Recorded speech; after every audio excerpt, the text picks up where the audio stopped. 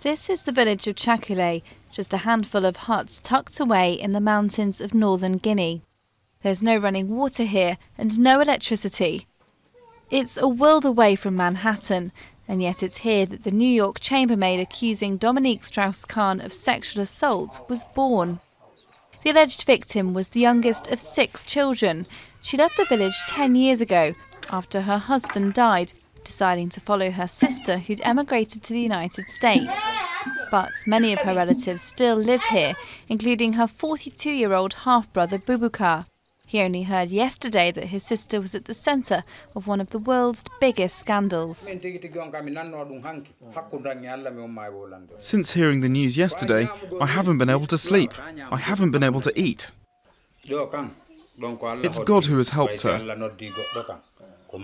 Since she was a child, growing up here, she's done nothing wrong. She's had no problems and no history with anyone until now. That's the truth.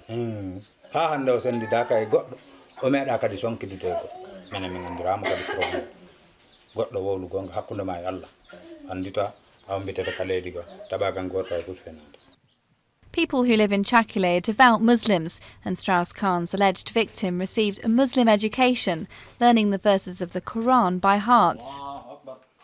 Her half-brother too is a practicing Muslim. He admits he hasn't been in contact with his sister since she left, but he keeps a photo of her on his living room wall to remind him of her. The nearest city is Labé, 80 kilometres away. There, despite constant power cuts, residents are more aware of outside events.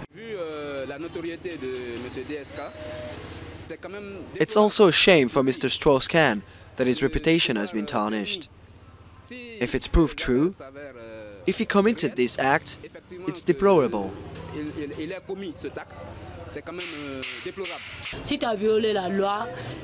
Even if you're a president, if you break the law, you will be caught.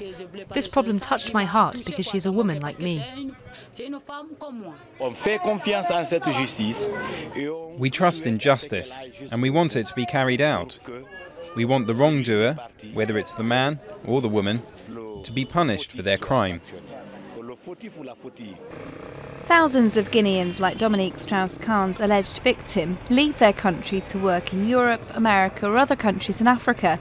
That's because despite Guinea's mineral wealth, half of its 10 million people live below the poverty line.